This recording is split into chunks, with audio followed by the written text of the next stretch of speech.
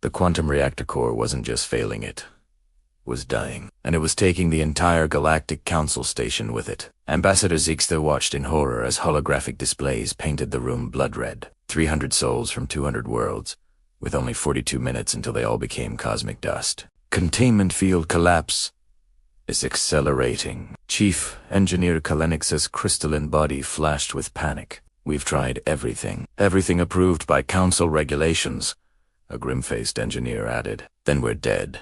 Someone whispered from the back. Not yet. You're not. Every alien head in the room whipped toward the corner. The human engineer, Marcus Kane, who had been quietly observing, stood up, cracking his knuckles. It was a gesture that made several species flinch. Human Kane. With all due respect, Kalanick said carefully, your species only achieved antimatter propulsion last century. This is a Valkyrie quantum reactor. It would take your people 500 years just to understand the theoretical mathematics. But Marcus was already striding toward the core, a battered toolbox in hand. Yeah. Well, your 500-year-old math is about to turn us all into atoms.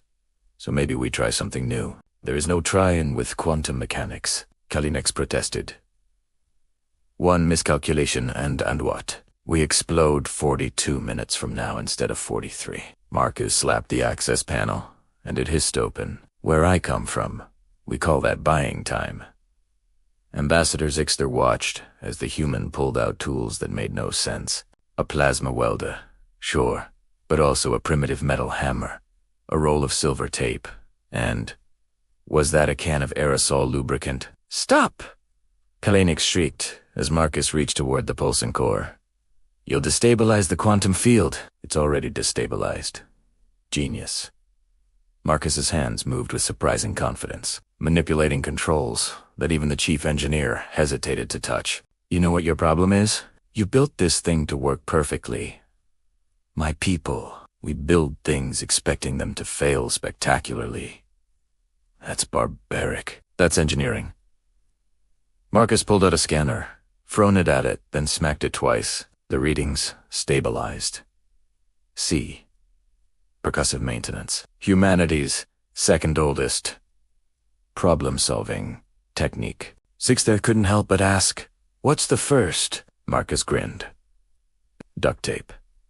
And then he did something that would be taught in engineering academies for the next 1,000 years. He hit the quantum stabilizer with his hammer. The sound echoed through the silent chamber.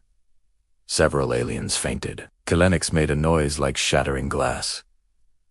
Are you insane? The chief engineer screamed. Trust me, Marcus said calmly, now wrapping the silver tape around a conduit that pulsed like a dying star. I'm an engineer. You're a madman. The resonance cascade, with the klaxons, stopped. Silence crashed over the room like a wave. The red displays flickered, turned yellow, then green. Containment field stabilizing, the computer announced, its voice sounding almost surprised. 95%, optimal levels achieved. Marcus stepped back, tossing the tape roll from hand to hand. The harmonics were stuck in a feedback loop. Sometimes you don't need a complex solution. Sometimes you just need to literally knock some sense into the system. He pointed at the tape. And this beauty creates just enough resistance to dampen the vibration frequency. Kalenix stared at his displays, utterly betrayed. But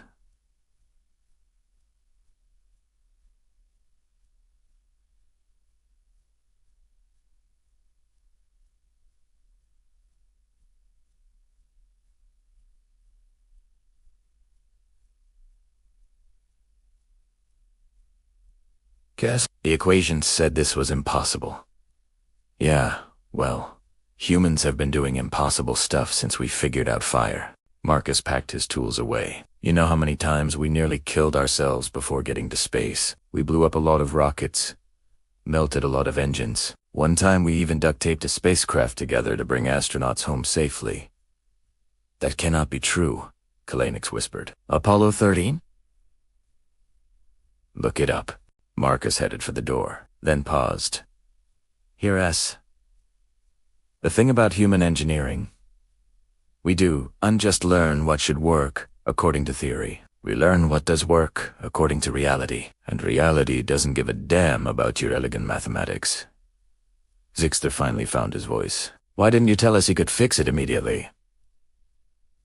Marcus's grin widened. Would you have let me? Or would you have spent 30 minutes explaining why a primitive human could impossibly understand your technology? He winked.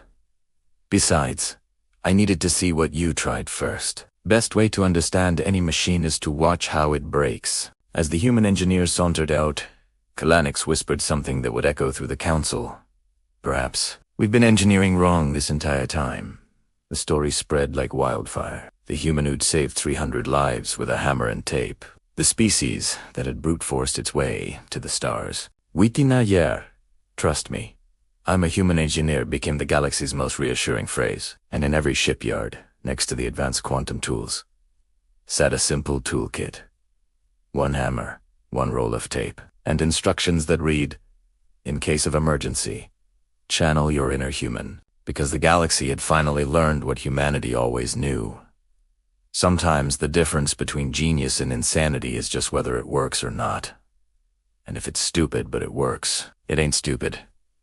Thanks for watching. If you enjoyed this story, hit that like button and subscribe for more tailies from across the galaxy. See you next time.